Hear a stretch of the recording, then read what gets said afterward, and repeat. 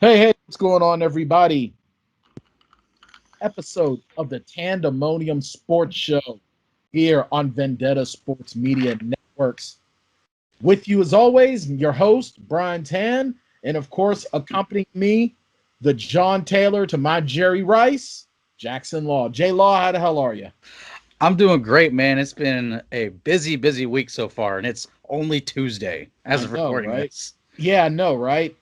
It's like last week was the longest year of my life, and this sports week so far has been relatively busy. There's a lot to talk about. Hmm. There's a lot to unbox right now, especially with the dropping of the next gen consoles. Well, at Hmm. least the Yeah. Xbox. Thank God there's been so much going on in that sphere because there's a lot going on in other spheres too. Absolutely. Not going to talk about it here though. No. No. We'll leave that alone for now. Yeah. But you know what? Let's jump right into, for me, well, not even just for me, but for a lot of folks, and it's kind of a big deal now. We talked about this on the show a couple of weeks back after the Lakers, you know, won against the Miami Heat. Poor Swamp Thing. But but we wondered aloud how when the new season would start. Would it start in 2021? How long would the season be? What's it going to look like? And we now have the answer. Breaking at this point, the new season starts what, 2 days before Christmas? So that'd be December December 23rd. December 22nd is December the start. 22nd is the start of the new season, and it will be a 72 game season. Now that's a pretty big deal. It's a big deal because you figure starting December 22nd, that's only about what, a month and a half late? Yeah, and it should they should be able to finish everything and be back on their original schedule For next year. of where they get a couple months off, and then Mhm. you have free agency and draft, and then like the season usually starts like preseason's usually like late September, early October, then like mid to late October, The depending on season. how everything goes, is when the season starts. Yeah. Now, Uh, now is this also factoring in the summer league? Because that's when a lot of these rookies mhm. get that opportunity to really start to learn the NBA system from college, is through summer league. Mhm. Definitely, because you're going to have rookies coming in this season, and they're just going to have a few weeks of training camp because the NBA draft is November 18th, and then December 1st is training camps, and then December 22nd the season starts. And Wow, so we're I only haven't, 8 days away from the draft. yeah, no, it's coming quick. Which, by the way, any viewers out there, we will be having a draft day special, so be on the lookout for that. We're still hammering out the details. We'll have something planned for draft day. And you know what? Speaking of which, just so you guys are aware, Vendetta Sports Media now has a Patreon account.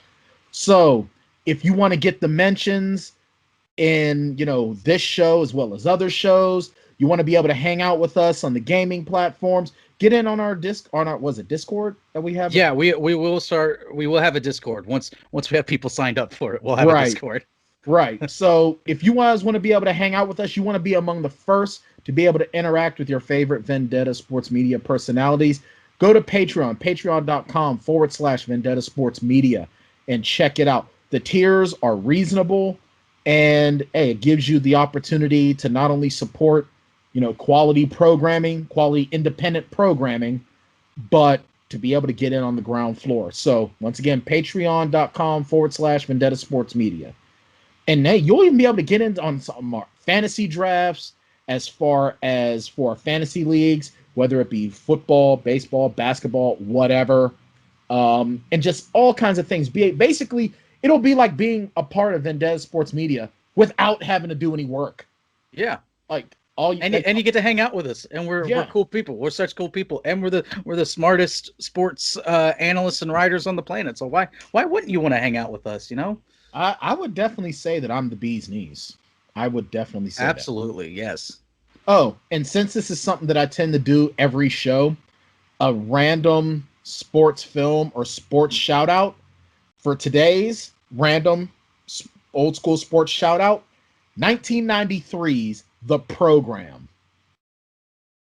starring the great James Caan, Omar Epps, Craig Sheffer, Dwayne Jones, and the man himself, Andrew Bernarski.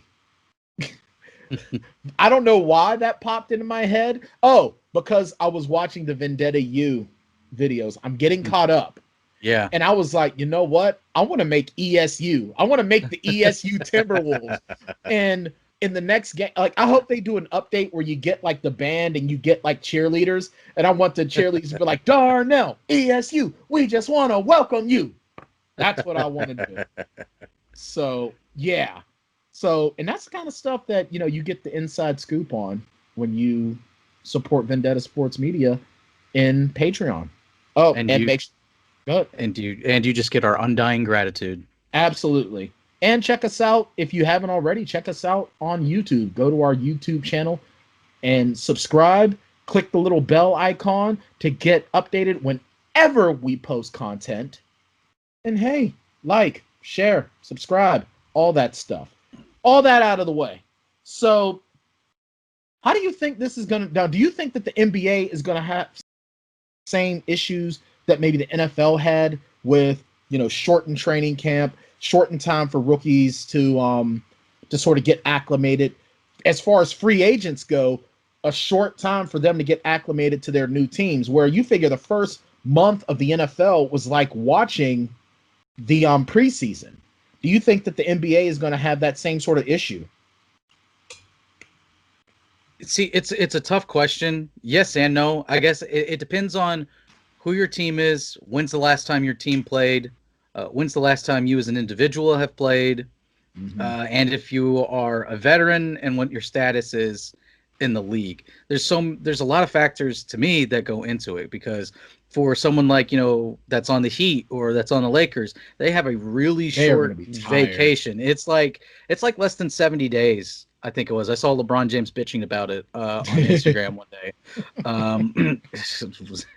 Poor LeBron. Poor LeBron. Yeah, poor LeBron. All sitting in his mansion with all of his millions and his 4 championship rings, complaining that he only gets 70 days off.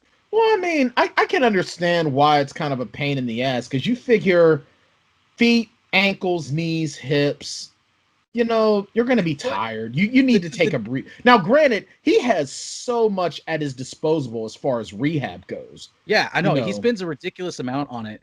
And really, the players were pushing for an MLK Day, which I thought that was going to be the day that they came back. I think that probably would have been better. But the dollar difference, though, is what was going to hurt the NBA. It's like teams would recoup like over like the difference between a December 22nd start date and an MLK Day start date was like $500 million. I mean, that's true. And you also throw in the fact that, you know, I'm sure that we'll keep our eyes on any details. We'll probably be talking about this more next week as far as how games are going to be. Are they going to be back in the bubble? Are they going to do a limited travel? Are they going to do a travel schedule like the NFL is doing? But if they do, are they going to have strict protocols like the NFL is trying to now do midway in the season? And we'll talk about some of those COVID protocols, because they affect my Steelers now. But that's something to wonder about too, because I mean, you're right. I remember I was listening to another network that was discussing sports, and they were talking about how the athletic industry as a whole, professional sports as a whole, lost a combined billions of dollars. So I'm sure that the money aspect is big on, well, they're not referred to as owners in the NBA. They're referred to as the governors and David Silver. And the thing is, while I understand why guys like LeBron are going to be upset because of the turnaround, but at the same token, if the league's not making money, you're not making money. Matter of fact, if the league ain't making money, your team ain't making money, you're not making money. So I get it, but... Yeah, and so just to go off of that, back during the bubble, when a lot of players were saying that they didn't know if they wanted to be in the bubble or not. And then, like midway through being down in the bubble, a lot of them thought about leaving because of everything that was going on in the country at the time. I forget her name, but she's basically in charge of the union that as the MBPA, the Players Association.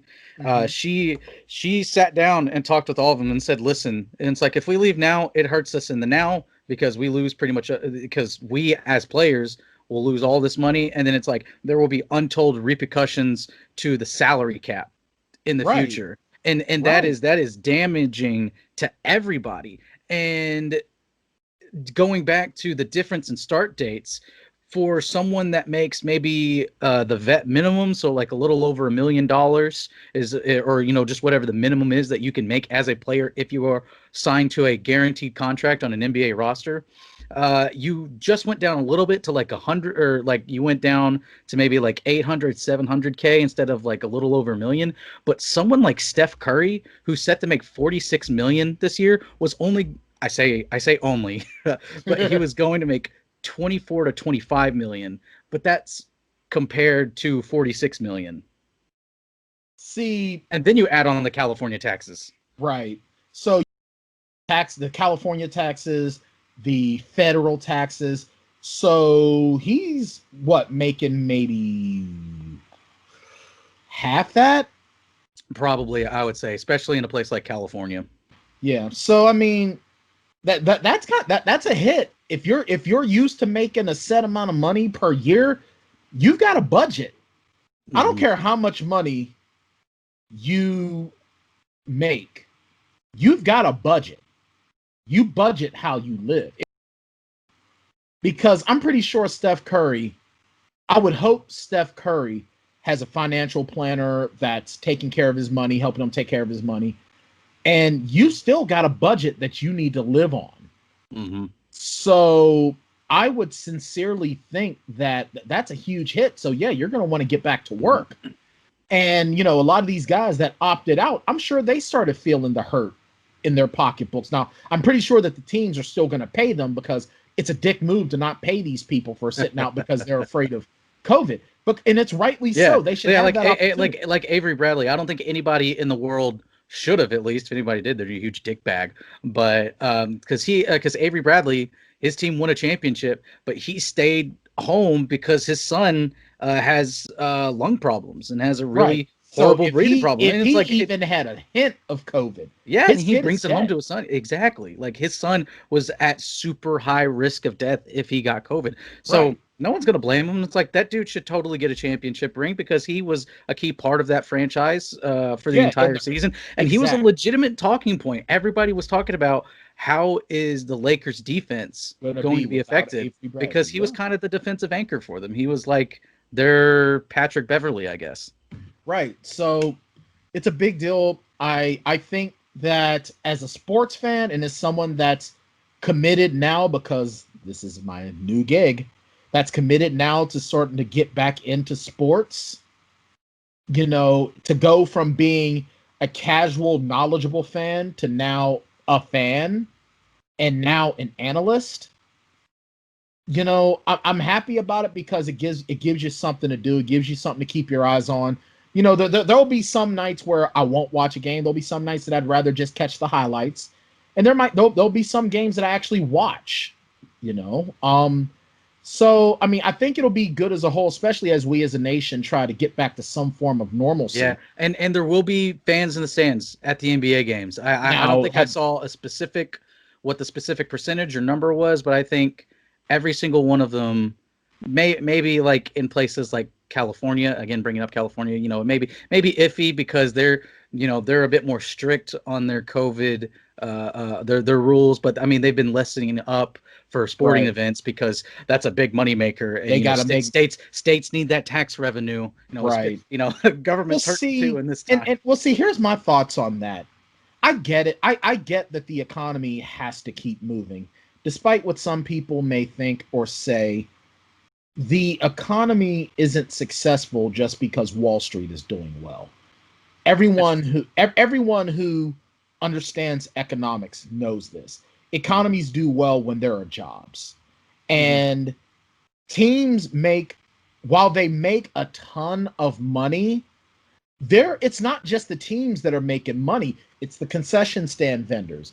It's it's all of those shops that are inside these stadiums that are also making money. Guards, like janitors, even the security crew that like when I go to the forum, the FedEx Forum in Memphis to watch a Grizzlies game, there's the people that take my ticket when I get inside. There's the workers in the stores and at the concession stands, and then there's the employees that are kind of like the ushers that you walk up to and you show them your tickets and they point you in the direction to go, and then you go sit down and they're checking and making sure you're in the right section. That's a ton of jobs that they don't get. Now, thankfully, I think I believe teams are taking they're taking care of their people. No, they haven't, and specifically, I know about the Grizzlies. Obviously, I follow them a lot and closely. You always got something Grizzlies going on, but I appreciate the T-shirt. You know how I be. But, yeah, it's a great combo. Two favorite things in the world right here. But Robert Parra, the owner, like as soon as the NBA got shut down, he's like, yeah, we're going to guarantee all the money for all the employees, because there's a lot of employees and staff that were hurt badly by this, and they didn't get the chance to go make up a paycheck by going to Orlando and being a part of the bubble. And I know a couple other, I hope all NBA teams did that, but I know just a couple offhand. But I know that the Grizzlies definitely did that, and so game my team. Yeah, and I'll tell you the truth. I just hope that they're not rushing at the idea of getting this new vaccine, because the thing is, the first people that are going to be getting that vaccine are the frontline workers and the essential workers and the people that are in desperate need. The general public, the everyday slobs like you and me, we're not getting those vaccines until about this time next year. Yeah, probably. I'd be very surprised. Like, honestly, I'm not anticipating on doing the regular commute thing until around this time next year. I'm pretty sure that the COVID vaccine is probably going to be like the flu vaccine next year. You get your flu shot, you get your COVID shot, you move on. And honestly, that's the way I do it anyway. And I'm sure a lot of players would probably think to do it that way as well. Who wants to be the first person? I know I don't. Just like I don't want to be the first guy to buy a console. I think that's a nice little... There's always little mistakes. Yeah. And I'll tell you something right now. And I'm not doing, you know what? I shouldn't even say what I'm thinking to say, because I don't want to sow discontent. I don't want someone who watches this show to be like, oh my God, he's right. When I say, I damn sure don't want to get the simian flu, the flu from Planet of the Apes. Yeah. And I damn sure don't want the zombie apocalypse flu. So like I Am Legend, where it was supposed to be a cure and it turns everyone into... Yeah. I don't want that either. Nor do I want, because they never explained in The Walking Dead how everyone got the virus. Yeah. They're just all carriers. I'm not saying that's actually what's going to happen. Please, for the dozens of people that watch this show or listen to this show, please don't think I am not spreading conspiracy theories. I'm joking. I'm being facetious. I'm making a joke. I'll start calling you the Black Alex Jones. Blalix. I'm just saying, I never first person. I never want to be among the first. I mean that in my medications, and I mean that in my gaming consoles. Because today, JLaw, the Xbox Series X dropped. Series X and Series S dropped today. And I believe PlayStation 5 comes out this week as well. Mm-hmm. Now, you and I talked about this before we went on air.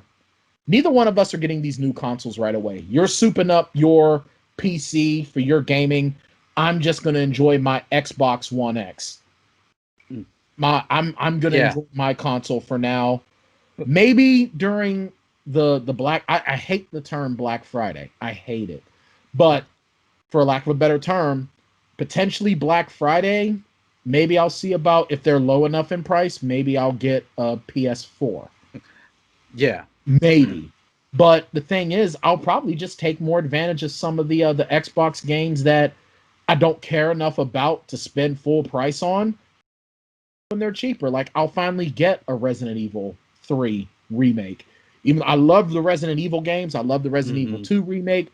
The trial that I played for Resident Evil 3 is awesome. I was a big fan of these games when they came out in the late 90s.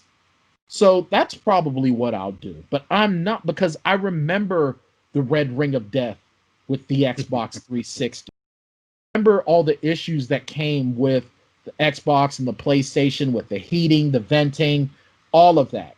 So I'm going to wait. I probably won't get a new console until this time next year, maybe the year after.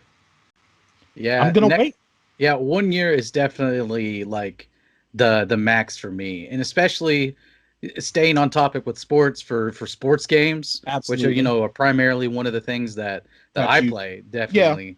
Yeah, on top of other things. I'll do sports games, but I also prefer like role playing games. Like me too. I restarted Outer Worlds and I love that game. That game is so beautiful. I need to play it a second time. I've only played through it once, and I found out like maybe a little over halfway through about upgrading your gear. I don't know why. That was a part of the game that I missed for the first half, and I was like, damn, I got to go back now. You know what Outer Worlds reminds me of? It reminds me of Firefly. Yeah. With a touch of Mass Effect. So that's why I love it. But I'm having issues with keeping into certain games, but that's neither here nor there.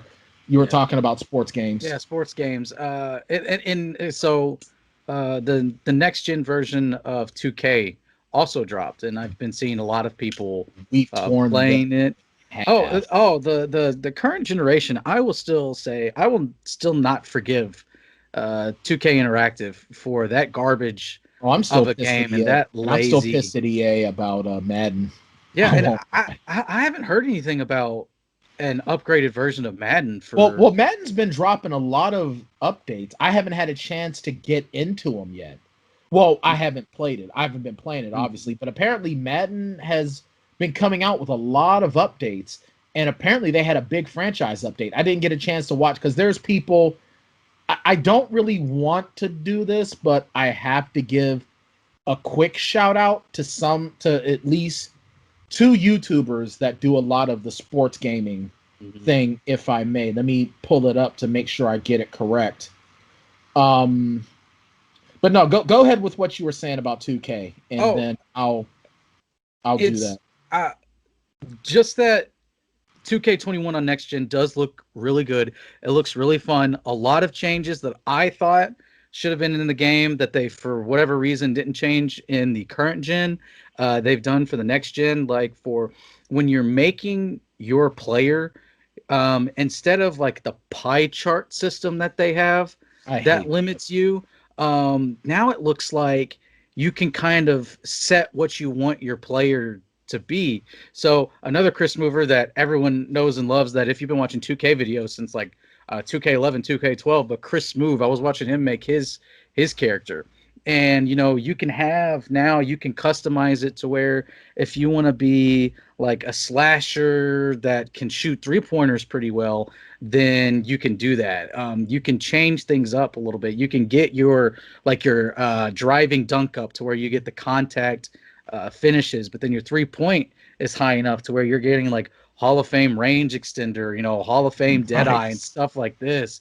So you can really customize the whole thing, and that's something that I have been dying for in a 2K game. But I'm sticking with the theme. I'm not jumping on it the instant that it comes out, because they are going to tweak everything for the next iteration. I don't even have the console to begin with anyway.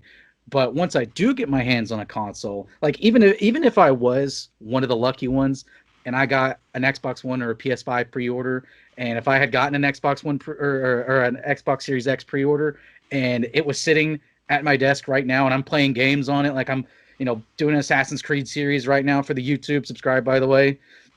Like, share, subscribe, hit the notifications. And I could be playing it, even if it was, I still would not touch 2K21. I would wait till 2K22 so they can continue to perfect the system and put more work into it. I agree 100% everything you said about that. But real quick, shout out to Eric Rayweather. He came out with a video today that says EA finally updated the franchise mode.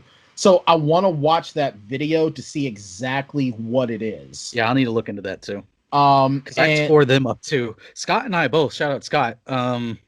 the two of us over the summer ripped EA to shreds, and then of course I went into EA and 2K.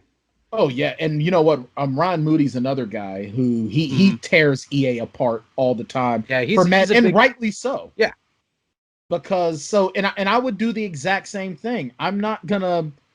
I would probably be willing to get the new console next year for that next generation that's made for that console. You know what I mean? To see what they do. The only thing that sucks is that for those of us that wait, that means that they're going to start being very lackadaisical about this.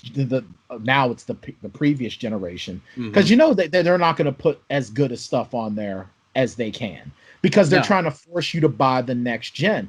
Now this gen at least has been good, because we had what 5 to 6 years, maybe even almost 7 years. Yeah, you know, so that's not bad. It's better than the PS2 to the PS3, or you know, the Xbox to the Xbox 360 at least. You know, and I'm pretty sure one thing that I would really like for them to do is, you know, and I like how they did this, is that they really waited for the technology to be so more advanced before they made the new console. You know, for the new TVs and blah blah blah. You know, here's hoping that we don't have to worry about new consoles again until 2028, 2027, almost until pretty much the decade is over. Right, because these consoles are getting so much more expensive. You know, and it's nuts. It's getting ridiculous, because I still remember there was a time when the Sega Genesis was like $130 for Sega Genesis and 2 games. And they're getting more expensive, but they're not selling them for profit, because Sony and Microsoft, the idea of selling a console, you don't really sell it for too much profit. They'll either sell it for maybe a small profit or even at a loss.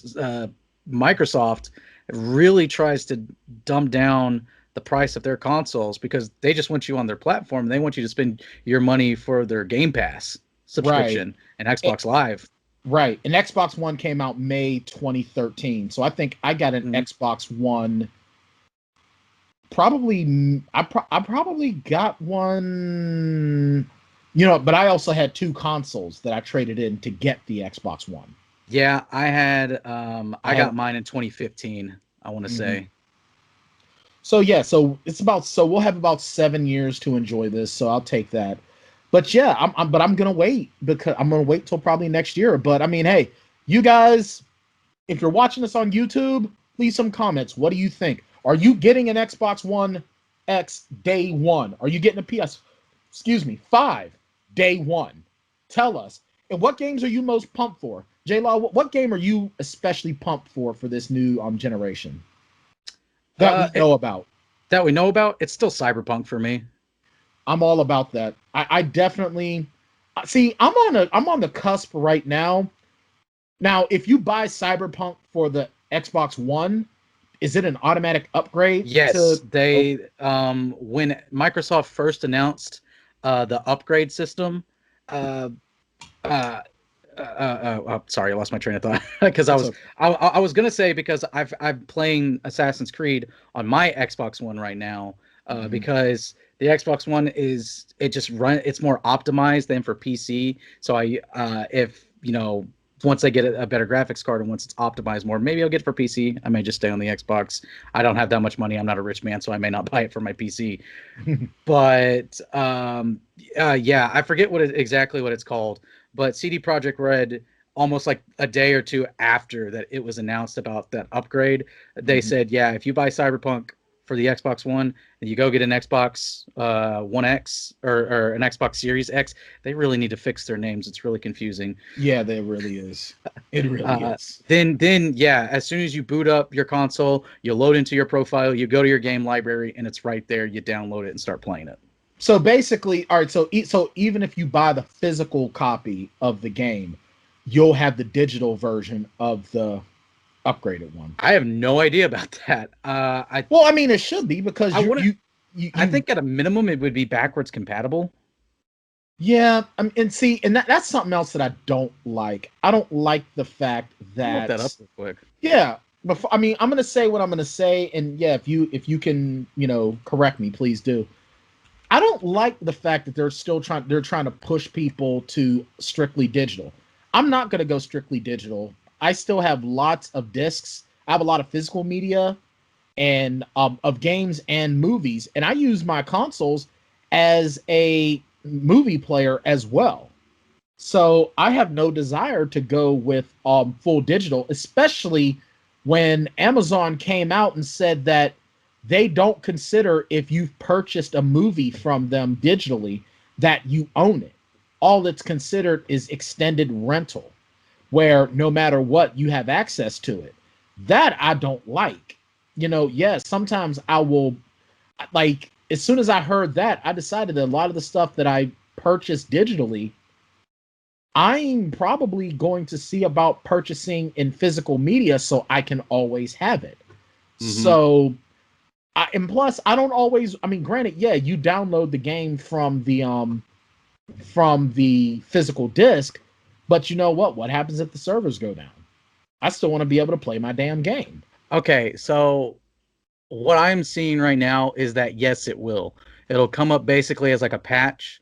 So you put in your disk Oh, and and then it you get patches and your then you game for install it and then it patches up the game and it enhances the game to the standards of the Series X if you have it on your Gotcha. Xbox One. Gotcha. And I'm assuming that that's what they're doing with, because I know Madden and 2K had Yeah, the same thing, so it's similar. I think everyone that has opted into that program, I think if you have the physical copy, then if you buy it for Fair the enough. Xbox.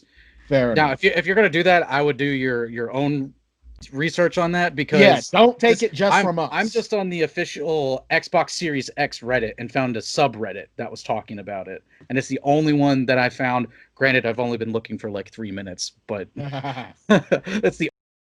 But there's a couple people on here that is saying yes. There's even someone that's got like a founder logo beside them that says as long as you don't get the Series S, which is like the digital only, not as powerful but slightly more powerful than the current gen, but not as powerful as the And full that's another. Series X. And why would you buy that?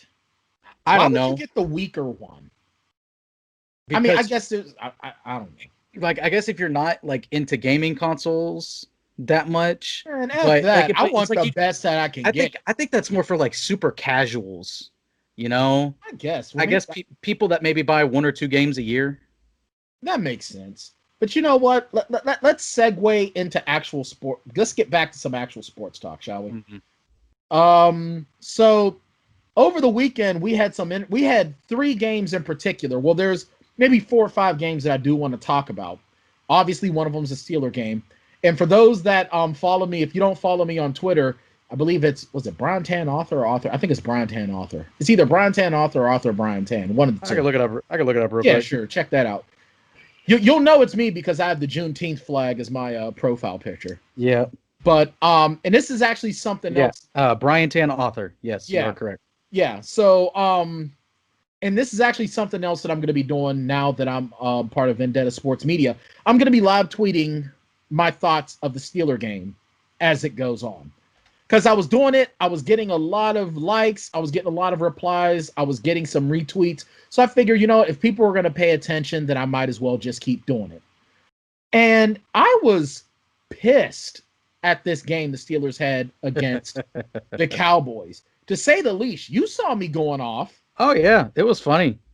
I mean, and the thing is because when you see your team, especially your team is undefeated, and you're playing a depleted scrub squad, you expect your team to win. But the Cowboys came to ball, JLaw.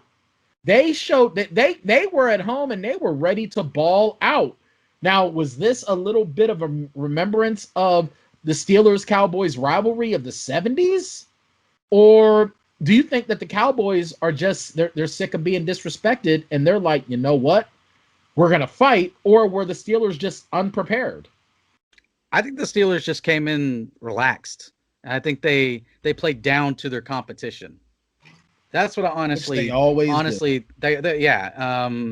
according to Pittsburgh Steelers fans, and then people just looking from the outside, Mike Tomlin will have a couple of these games a year where the Steelers will always play to their competition, but that could be for better or that could be for worse. And in this instance, it was worse, and especially when Big Ben was out for it was a small bit. For the last part of the second quarter. Yeah, I mean, and that reminds me of each time the Steelers would play the Raiders and would just get housed by them. Mm-hmm. Like, how do you get beat by these crap teams? Now, do you think it was just a lame duck game? Do you think maybe these Ravens and Titans games kind of wore them down, or do you really just think that they just came in thinking we're going to cakewalk? I think they came in just thinking that they were going to cakewalk. I'm looking for something because they allowed way too many rushing yards. Oh my God! Yes, and this is the second straight game where the rushing yard, the running game was just a beast. I mean, Zeke Elliott. Now, granted, give the Steelers props. Zeke Elliott, 2.8 yards per carry, 18 carries, 51 yards. Tony Pollard, 9 carries, 57 yards. That's a little bit better. And Garrett Gilbert, 3 carries, 28 yards, 9.3 yards per carry. So the Cowboys, I mean, that's just about 100, a little bit close to 130 yards. Yeah, and it's rushing. More than what they normally give up, according to the statistics at ESPN. But yeah, it was just, I think it was them just kind of being relaxed, thinking we're the Steelers, we're 7-0. It's the Cowboys that are 2-7 right now. You know, I think that was just it. I mean, it's not like players on the Steelers didn't ball. You had some ballers this game. You had some great plays, and Mika. Some players put up some big stats. Yeah, Mika. I told Trey because I was on his his podcast, and man, I'm stuttering really bad tonight. I cannot remember. It's because, for those of you who don't know, I stayed up all night playing Assassin's Creed to record, so my brain is freaking fried right now. But I was on his podcast yesterday, and I said, me being a Dolphins fan and seeing Mika succeed, and knowing how the two separated, it was like, you got a girlfriend, very nice, you have a wonderful relationship, but it just kind of runs its course, and the two of you mutually agree to depart ways, and then you see her, and she's doing really great things somewhere else and succeeding with another man, and you're happy for her, but it's like you miss her at the same time. Why couldn't you do that with me? Yeah. So yeah, I can imagine. The Dolphins are doing great. They're playing great under Flores. I just miss Mika really bad because this defense This defense would probably be a top 10 defense. Unstoppable. It would be a top 10 defense with Mika. Yeah, that's how good and impactful of a player he is. He really is, and we'll talk more about the Dolphins in a few. But yeah, man, Minka Fitzpatrick is a baller, man. That guy balls out every game, and just when you think he's being quiet, he ain't being quiet because the other team's side on that part of the ball is quiet too. Why? Because he's there, and Minka just he finds every week ways to get the job done. I'm starting to refer to him as Troy 2.0. And you even look at Garrett Gilbert's numbers: 21 of 38, 243 yards, a touchdown, and a pick. Not bad for a third stringer. That ain't bad at all. Yeah. And against that Steelers defense. And then you got CeeDee Lamb balling out, Amari Cooper balling out. CeeDee Lamb, 4 receptions, 71 yards, and a touchdown. Amari Cooper, 5 receptions, 67 yards. And you just look down the line. The Cowboys came to play. They came to play. Like I said, one of the dangerous things that can happen for Pittsburgh going forward is to not get really socked in the mouth hard enough. Yeah. And they got an easy schedule. And I think, as weird as it is to say, that could be their downfall because they won't run into – because they're not going to run into another hard game. There is no room for error when you get to the playoffs, especially – if you've got if there being the potential of being, an extra team in there. And so an extra top seed is going to get even more rest, and they're going to be just as fresh as the Steelers would be. You're not as gonna of be right able now. to Like play if the that season game. ended today, they'd have the number 1 seed. Right. But, guess who also is up at the top? It's Kansas City. And I still have Kansas City as the best team in the NFL right now. I know the Steelers are 8-0, but Kansas City, dude, just freaking good. And that's something else that we're going to discuss real quick as well. But another couple of things that I want to bring up, looking at the Steelers side of the ball, Ben, 29 of 42, 306 yards, 3 touchdowns, passes Dan Marino for most 300-yard games, regular season and postseason. Congratulations to Ben. I mean, it's almost like, this is 2 straight games now where he sort of came out a little bit flat and then balls out toward the end. It's almost like he gets pissed off and starts really playing harder. And I mean, James Conner and the running game were essentially useless on Sunday. But then Juju, once again, ball out, 6 receptions, 93 yards, and a touchdown, pulling some Hines Ward numbers. And here in Pittsburgh, a lot of people are talking about, well, let Juju walk if necessary. Nuh-uh. Juju's playing like Hines Ward 2.0. And then Mapletron, Chase Claypool, 8 receptions, 69 yards. Deontay Johnson, 6 receptions, 77 yards. Eric Ebron got a touchdown. James Washington with a touchdown. I mean, the Steelers have so many weapons. Why did they? I mean, yeah, playing down to your competition, but why are you going to sit there and wait so long before doing something? I don't get it. And it's frustrating. I think it's just, like we said, they came in lax to start the game, and then halftime came around and they get in the locker room and they're like, oh shit, we got to pick it up. We don't want to be the team. We don't want to be those guys. We don't want to be 7-0 and then we lose to the 2020 Dallas Cowboys. Right. Or better yet, that's almost as bad as if you go into a game undefeated and then lose to the Jets. Like New England almost. And now segue into your pick, your best team in the NFL. Kansas City, 8-1. Well, at the time, 7-1 Kansas City versus 3-5 Carolina. And they squeaked out one. They barely squeaked one out. Barely, to a much.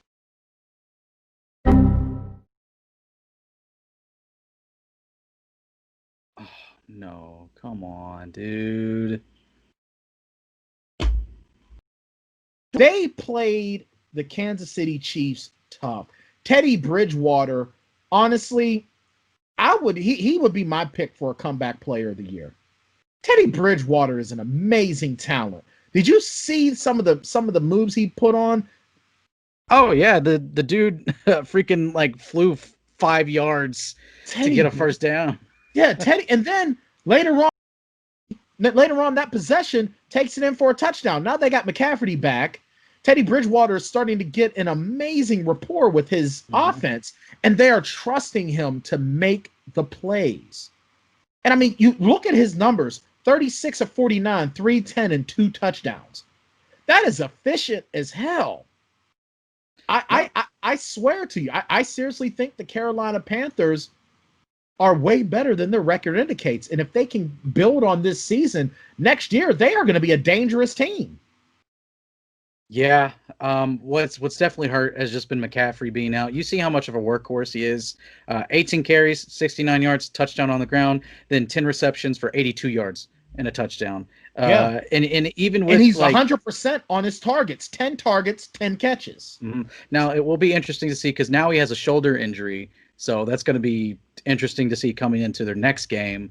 But you almost kind of, as much as I would hate this because he's on my fantasy team, you almost would kind of wish that they would not lessen McCaffrey's workload from here on out to end out the season. They don't have anyone else. I know that. I know they don't have anyone else, but they're not going to go anywhere right now. Their division is too top heavy, is too stacked, and so there would be no reason to. But right. I mean, obviously, keep playing him, make sure he's in game shape and everything. Right. And then just get a solid draft pick. Well, they need to get another name in that offense. Robbie Anderson is amazing wide.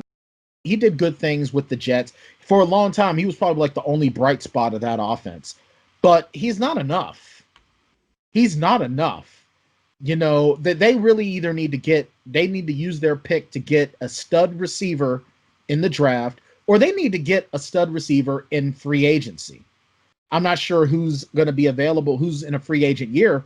Maybe you want to see if you can get a Julio Jones. Yeah, he's on the wrong side of age, but a Julio Jones or an AJ Green, if you can get one of those two, they're still better than what you've got now. And Larry Fitzgerald is showing that you can still get a lot of work in and do a lot of good. So if they can get one of those names, they could do something with this offense. And Teddy Bridgewater, I see Teddy Bridgewater as being this team's franchise quarterback. I do. He's just that talented. Yeah. For definitely for the foreseeable future, I don't know. I guess depending on how the draft will go this year and where they end up, I don't know who would be available. Obviously, the first two quarterbacks that would be taken would be Trevor Lawrence and Justin Fields. And after that, it's whatever. It's who's who. Yeah. And then, but I could definitely see them spending a first round pick on a wide receiver if they love a wide receiver that much and if he's worth that high of a pick, because they went pretty much all defense this last draft. So now they've got to go offense. And I'm okay with that. I'm okay with shoring up your defense first. Now getting back to the Chiefs, Patrick Mahomes, another Madden-esque game, 30 of 45, 372 and 4 touchdowns. Played around, made like they faked the Wildcat, and he just sort of touchdown. I mean, this guy is just not fair. It's almost like you're using Patrick Mahomes, and you're playing Madden on like all rookie. It's not fair. And he didn't even really use his running game. A total of 10 rushes. Clyde Edwards-Helaire, 5 carries, 14 yards. Le'Veon Bell, 4 carries, 8 yards. Tyreek Hill, 1 carry, 8 yards. And then you just look at these passing numbers, but their defense could not get rid of Carolina. Carolina was there step for step for step for step. Now, granted, I did say, and I mean it, Carolina is much better than their record indicates.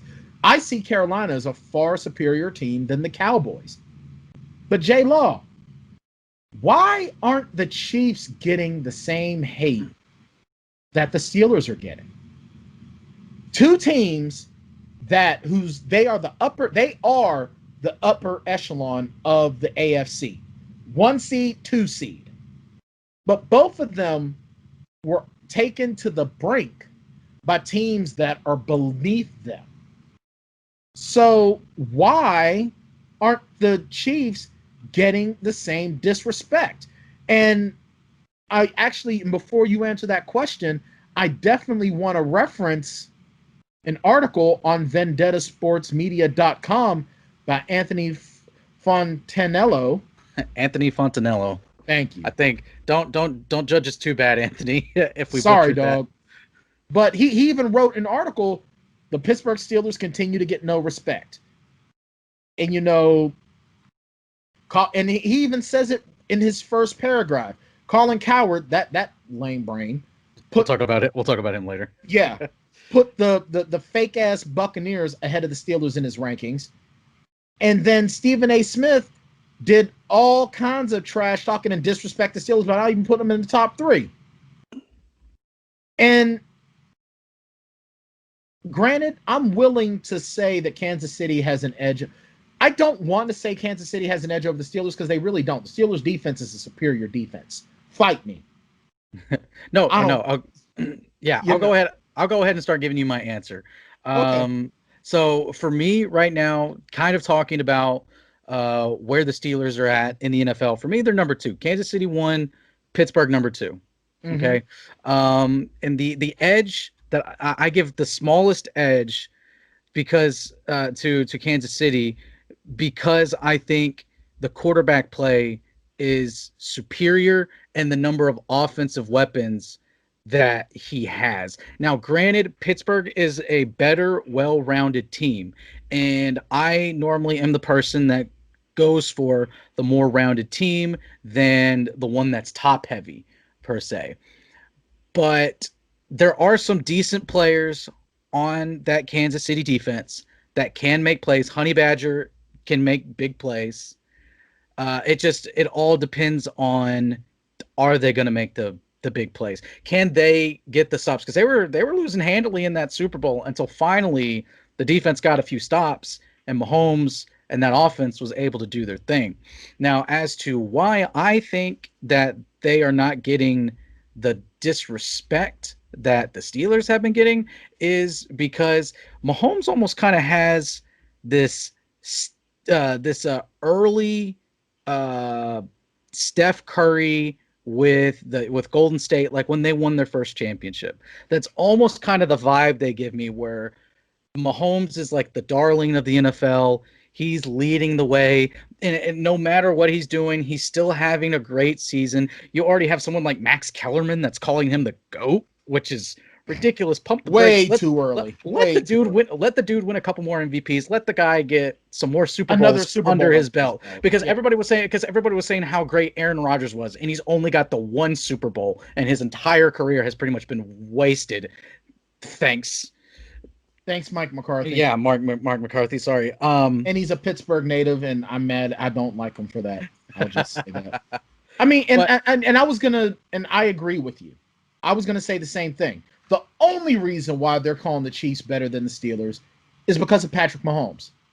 Mm-hmm. Patrick Mahomes is young, the fastest to 100 touchdowns than anybody in league history. Yeah, and he has like less than 20 interceptions in those 100 touchdowns. Yeah. It's crazy. He's amazing, no doubt. But one player doth not a team make.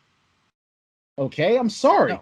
Now, granted, you're right. In that Super Bowl, the defense came up at the right time, but they are not a great defense. Yeah, you got Honey Badger. Honey Badger can do his thing. Honey Badger's no Minka Fitzpatrick. Honey Badger don't give a shit. That's true. And I'm sorry, there's no one in the Chiefs front seven that you can tell me are better than what the Steelers have on their front seven. Who in the linebacking core for the Chiefs is better than Bud Dupree and TJ Watt? Who on their defensive line are better than Cam Hayward or Stephon Tuitt? No one. So, like I said, I agree with you. I think Pittsburgh is the better, well-rounded team. I still have Kansas City up there, but the margin is closer than what everyone else is giving credit for. Right. In my opinion. I hear you. And now Stephen A. Smith this morning. See, I like Stephen A., but sometimes he just pisses me off. You know, he puts the Bills over the Steelers. I'm sorry. I'm happy for the Bills. I'm happy to see the Bills doing what they're doing. But you know what? They're not there yet. They're playing good ball right now. No lie. Cannot take it away from them. But are they better than the Steelers? No. No. Are the Saints better than the Steelers? No. What would you say is your top five right now? I'm curious. See, my 1 and 2 are Steelers and Chiefs. That's my 1 and 2.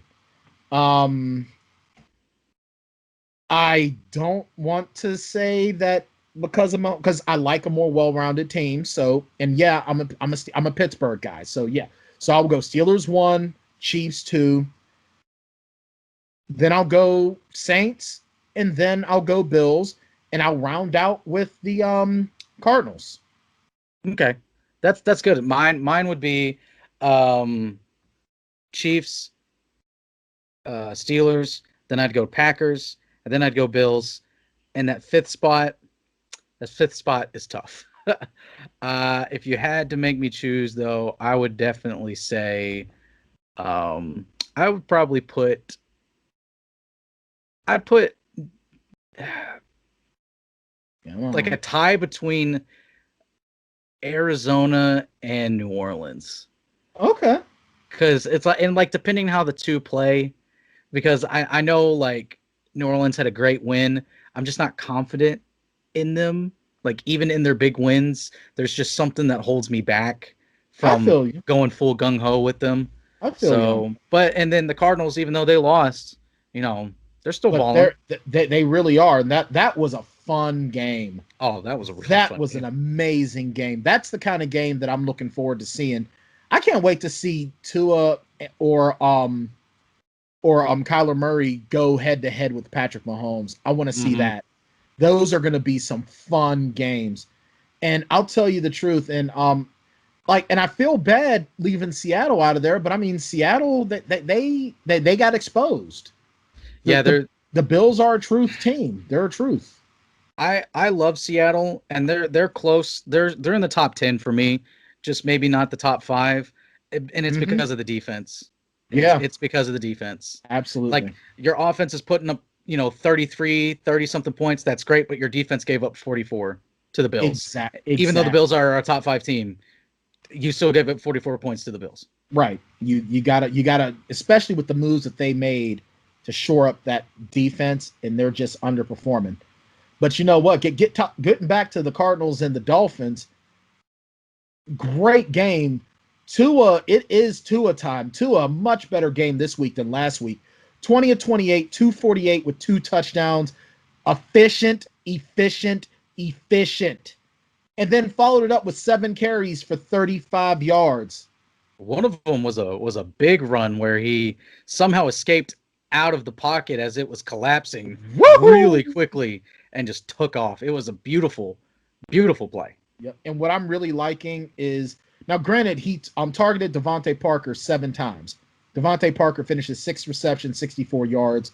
Now, so what I'm about to say might be a little bit misleading, but he at least got the ball around not too bad. A lot of times the rookies they'll focus on one or two guys, but he went to what is it, 1, 2, 3, 4, 5, 6, 7, 8, 9 different guys. That's pretty good. That's good for a rook. So No, two, he from the first time from last week against the Rams to this past week against the Cardinals, it was night and day. There was definitely a jump. He looked more comfortable in the pocket. He was didn't look as rushed. Still getting the ball out quick though, which is nice to yeah, see.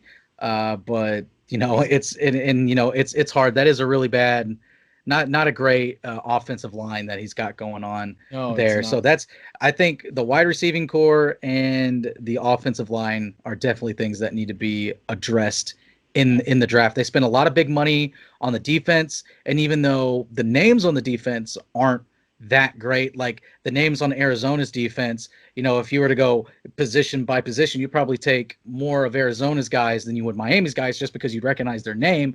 But coaching is a huge part of how this team is playing. They Mm-hmm. are defensively coached well, special teams, they're coached well, and they make the one or two plays that are game changers. Fumble Absolutely. recoveries, interceptions at the precise moment that And they you are need them. playing whistle to whistle football. Exactly. This time next year, JLaw, the Dolphins are sitting sole on top of the AFC East. Maybe not by much, because the Bills are a decent squad, Mm-hmm. but the Dolphins are up there.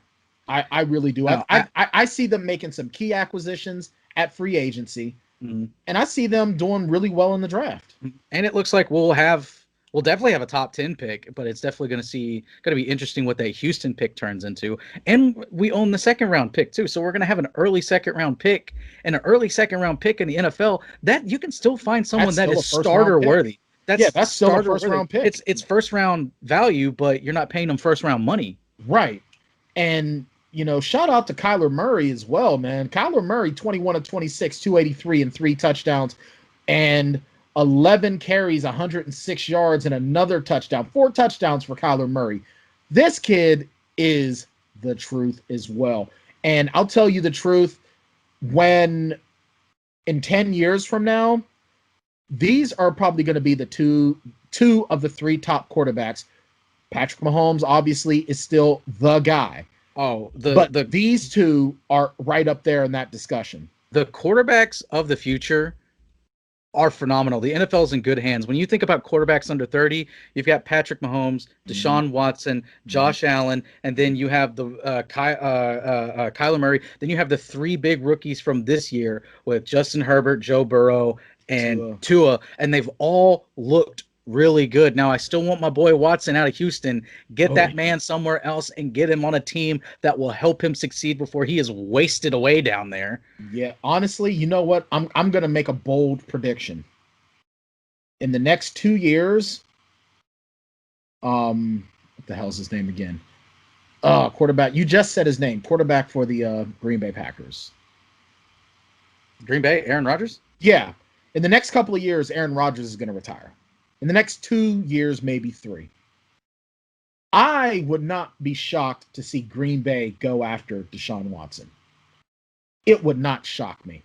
That'd be a good fit. I would love to see Deshaun Watson in Green Bay. He'd have a great receiver in Devontae Adams. Absolutely. One of the definitely a top receiver in the league. Mm-hmm. And I'll tell you what, just to talk, this quarterback, this next crop of NFL quarterbacks, honestly, I am ready to sing their praises, because you know what, you want to know the last time I saw this many amazing quarterbacks? Little guy named Dan Marino. Some other guy, you might have heard from him. Elway something. What's that guy? Kelly? You know, what was it, like Joe Dakota? What was his name? Yeah, one of those northern states. Joe Kentucky, I think. Joe North Dakota, yeah. And then Steve Old. I mean, those are some of the last times that I saw some really that many great quarterbacks. And we still have Trevor Lawrence and Justin Fields in this upcoming draft, and they look spot on. Like, it's just like get them out of college now and just get them ready. And when Sam Darnold goes to a new team, I'm pretty sure he's going to be that next caliber down. I think he'll bounce back if he gets on a new team. I wish the Steelers would either make a trade for him or for Dwayne Haskins. I would love to see Dwayne Haskins in a Steelers jersey, learning under Big Ben, being groomed by Mike Tomlin, because Mike Tomlin has never had a quarterback that he could groom.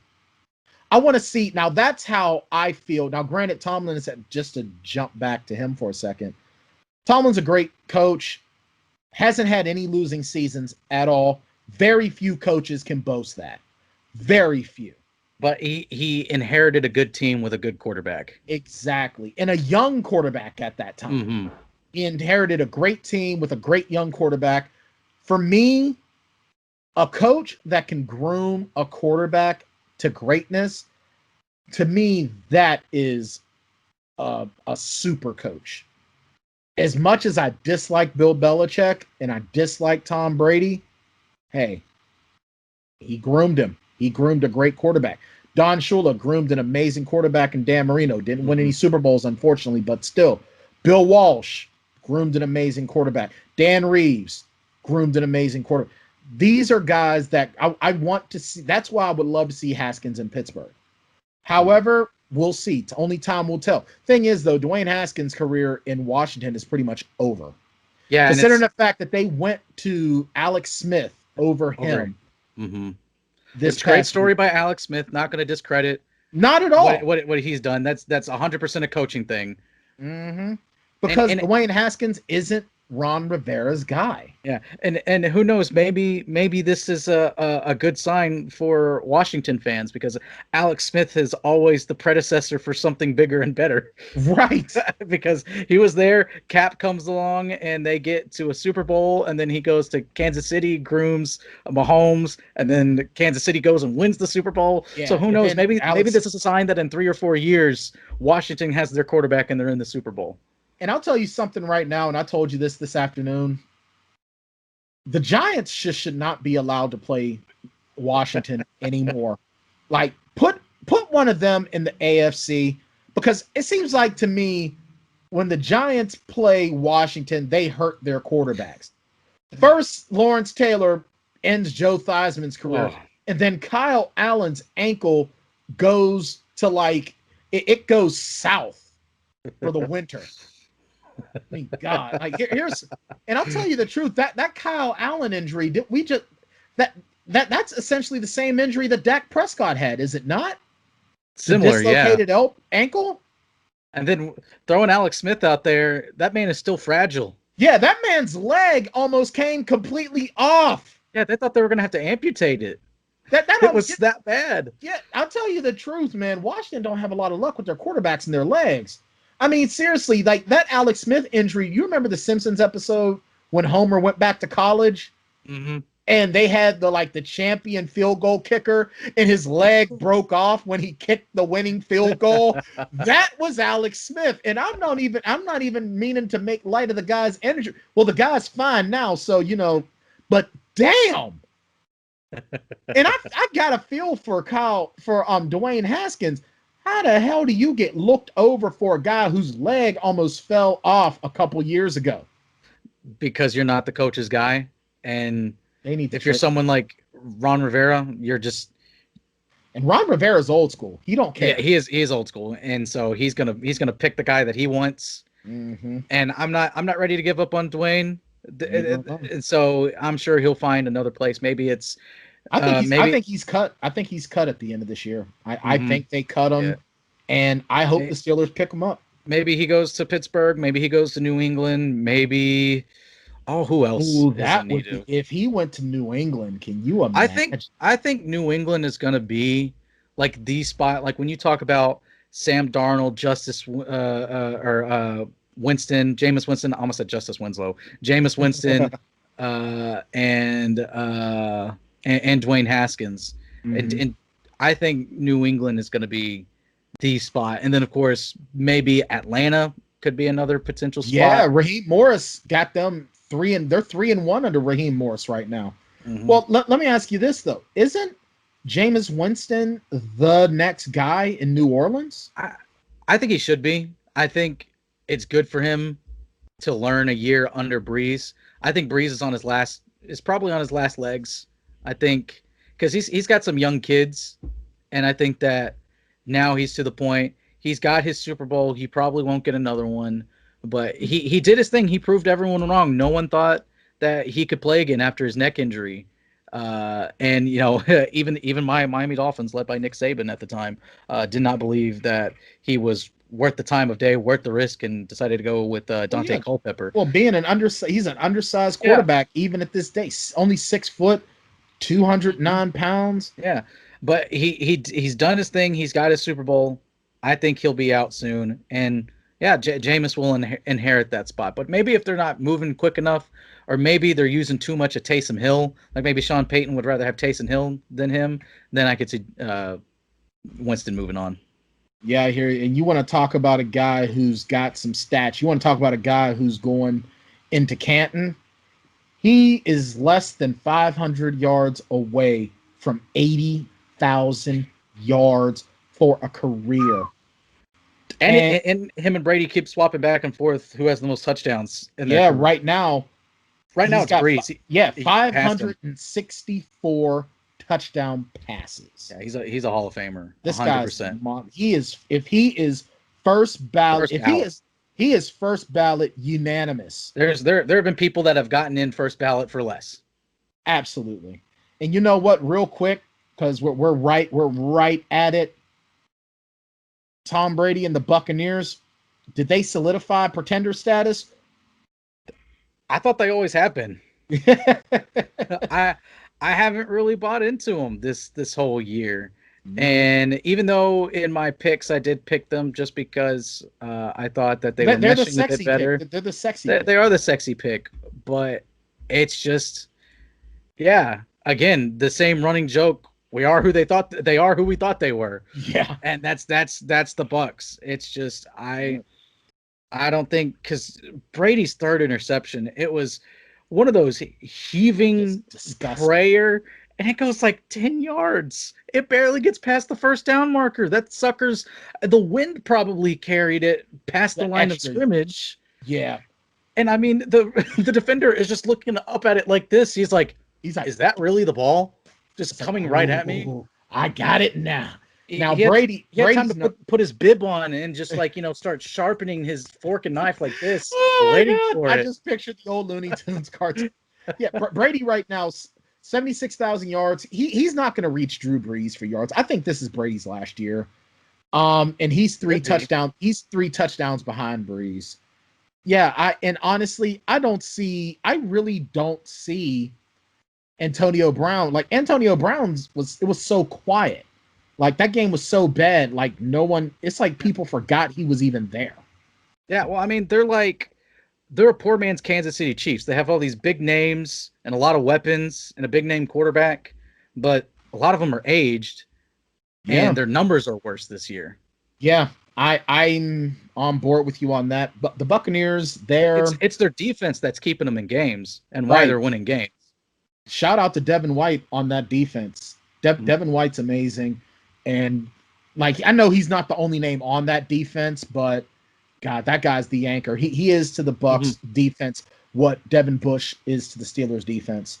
Yeah, I'm with you on that. The Buccaneers, they look sexy on paper, but I don't think so. I seriously think that that they're going to have to go looking for a quarterback in the draft.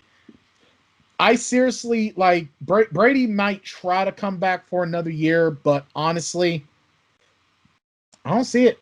There's no reason for it. And I'll tell you the truth. This team went all in. It was smart to go all in on that. But I mean, Tom is looking very, very average at best. He's looking his age. He's looking what he is. He's a 43-year-old quarterback, and I don't see him being super effective. He might be a motivator. He's a rallier. I think that if they get in a young quarterback, he can definitely teach him to be that heir apparent. But other than that, if I'm management for the Buccaneers, I tell Tom, I was like, listen, if you think you have one more year left in you, we'll keep you on for one more year. And he's like, but you can't get pissed off at us because we're going quarterback hunting. And we're going to bring you on. You'll start that whole year. If you're healthy, you'll start and finish that whole year, regardless of what happens. And it's like, but your biggest thing that you're going to do is you are going to show our quarterback of the future, because that next year we're not bringing you back. Right. Even if you think you still got something left in the tank, because it's like we've got young explosive receivers. We can't waste any more of their career. We have a great defense that's locked up for a few years. We can't waste that. No, let's go get someone young. Maybe in 2 guys who are one guy who's fallen apart at the seams because you wanted him, and then we brought in a cancer because you wanted him. Exactly. We're not doing this. No, we need to build for the future.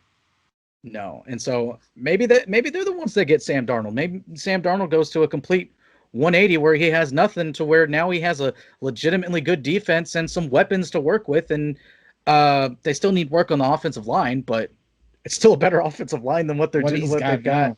Yeah, he won't be running for his life. Yeah, and but people calling for Joe Flacco to start now. Come on, people. Please stop. Really? Please stop. The guy has one great game. You know what? I hope they do that so that way Sam Darnold gets out of there. Yeah, I hope they're that stupid. They are that stupid. They are that stupid. I hope they prove me wrong. Now, real quick, because we're almost out of time.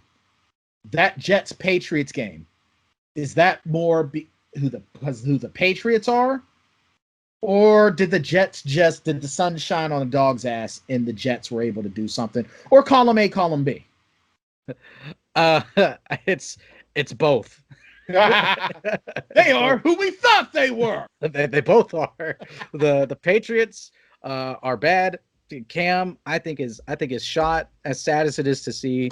Yeah, I don't think he gets a call next year, unless it's to be a backup, and he's not going to want to be a backup.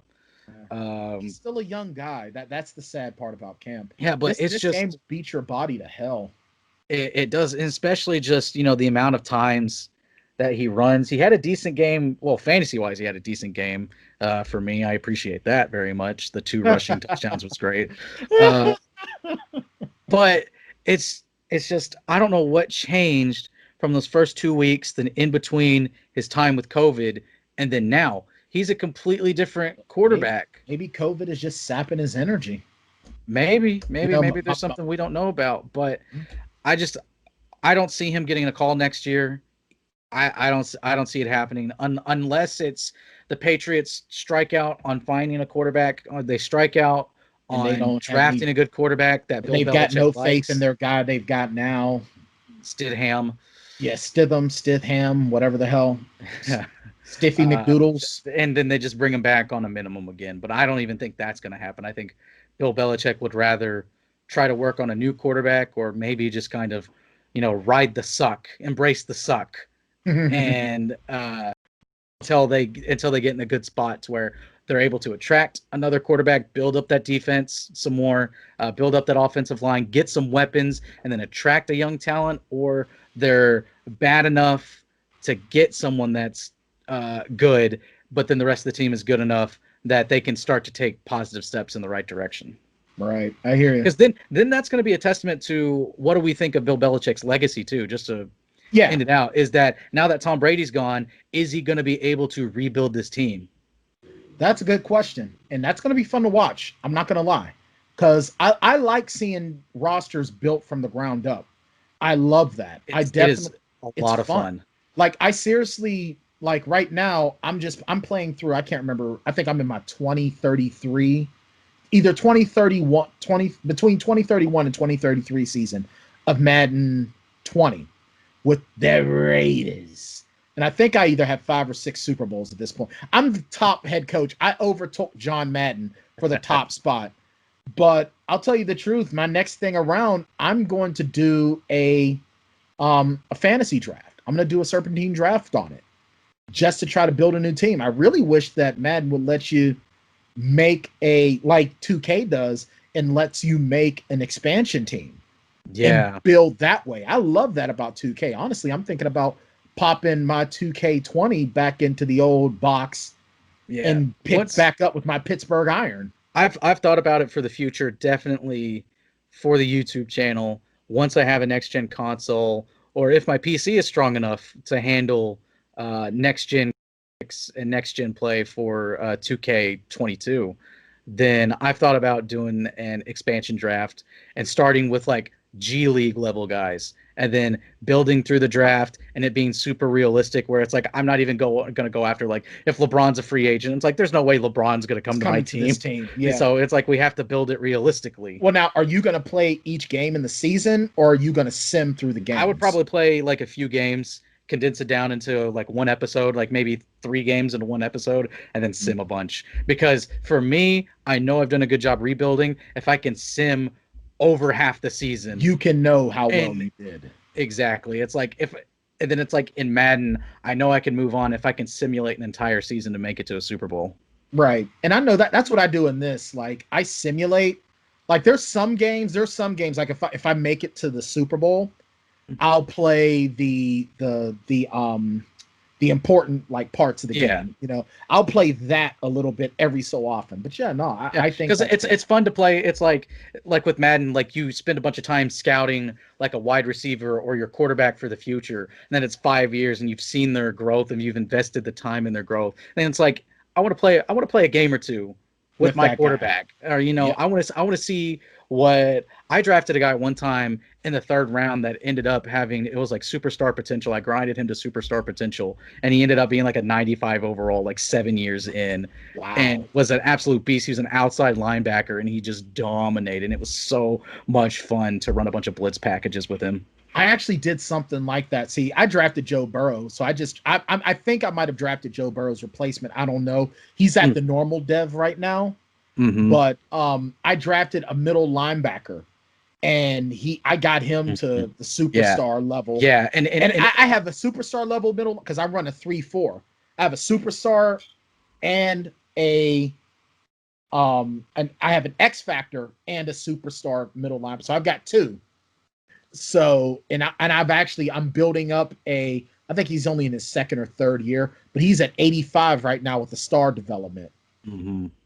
Yeah, so. And I'll always play the games that if it's someone important that I care about, that's young and they can have that potential, and it's like, hey, if so and so catches, for over 100 yards, then that receiver goes up a development trait. And I was like, all right, I'll play this game. My team sucks, but I'm gonna play this game because this dude is a part of my future. Right. All right, guys. That's about all we've got. And hey, remember, if you're watching us on YouTube, make sure subscribe button, hit the little bell notification to get so you know whenever we upload new content. We're always putting new content up there. Go to vendettasportsmedia.com. There is always new content up there. Multiples per day. Hey, I'm in our Slack conversations. Trey is cracking whip on people to get content up there. All right. Make sure you especially check out the shows that we have on our YouTube channel. It's amazing. Make sure you check us out. If you like what you see and you want to help us keep the lights on and help us make it to the next level, go to our Patreon, patreon.com/Vendetta Sports Media. Follow us on Twitter. Follow us on. We're all over social media. Check us out. With that being said, I'm Bryan Tann. He's Jackson Law. We'll see you guys next week. Take care, you Tanndemoniacs.